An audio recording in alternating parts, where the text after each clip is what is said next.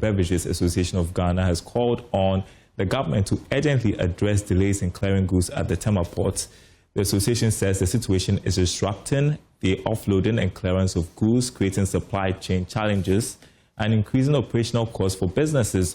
John Owen is chairman of the Food and Beverages Association of Ghana, joins me on Zoom. Hello to you. Talk to us about what is causing the current delays in clearing goods at the port.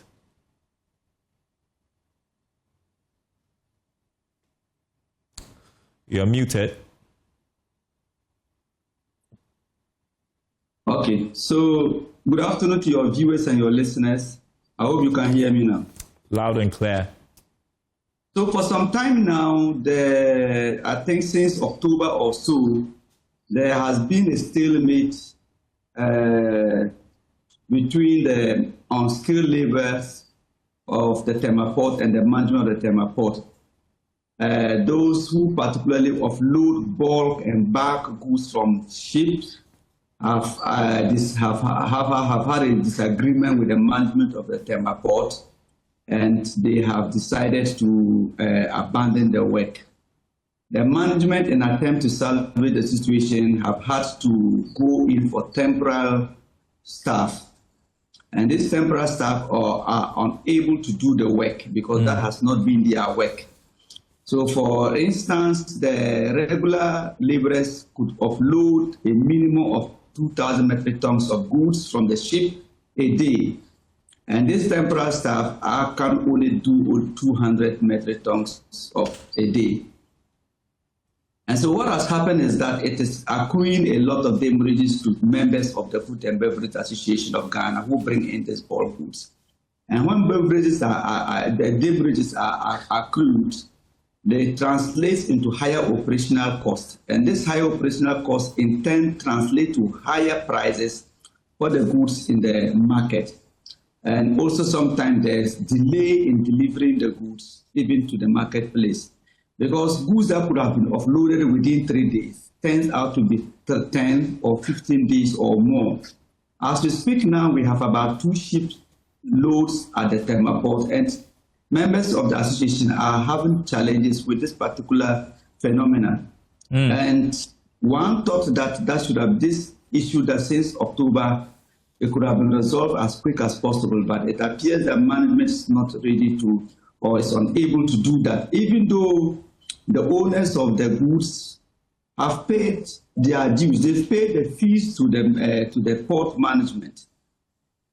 They still are faced with this higher damages, and that's why we are coming out and we are calling on the management of the port. The Director General need to step in to see how they can be able to resolve this particular stalemate between the unskilled labor. I can imagine how distressing this is for food and beverage businesses, especially around this season where you're hoping to make some good sales. What urgent steps are you requiring?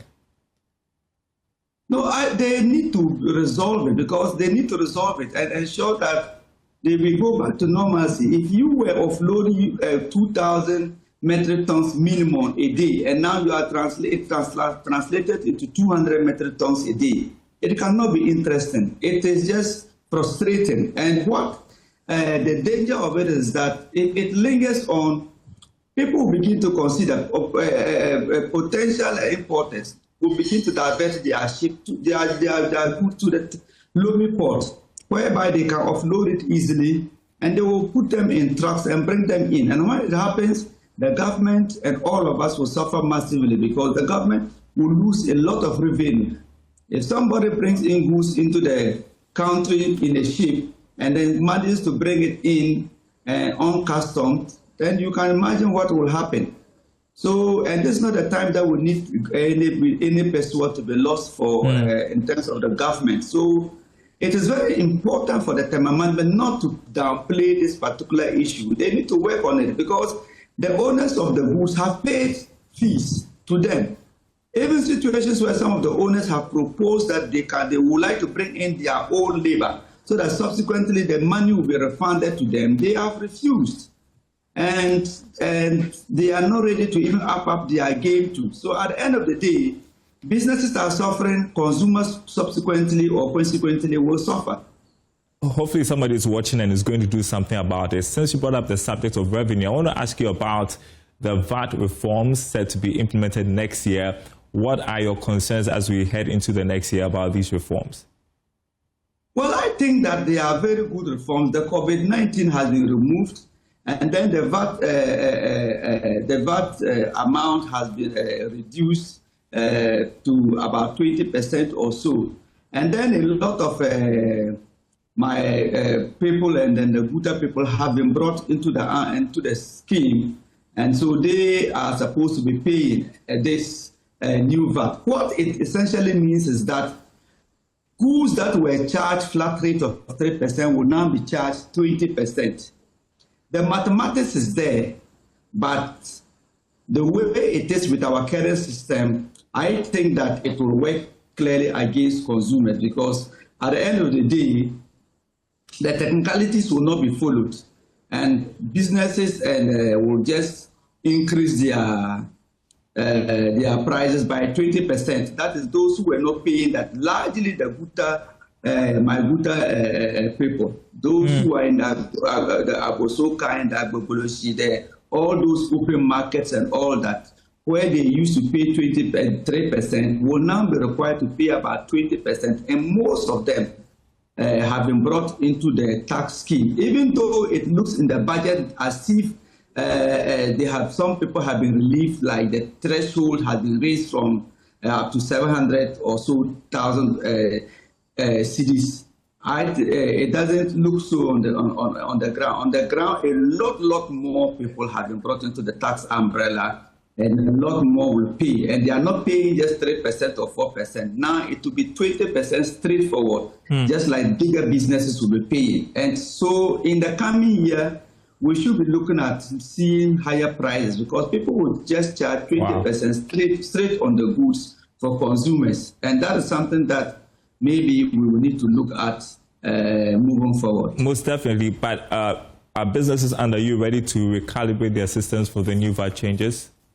No, very well. The systems have to be calibrated. It's not a difficult thing. It's those who use a manual will have their books. When you come in, you calculate, the consumer gets a benefit that of 1% that you will not pay the COVID-19, and the reduction to it has also been done. So definitely for hotels, for my people, manufacturing firms, and all that. All those systems are well ready to absorb that. You know that you pay the VAT the next.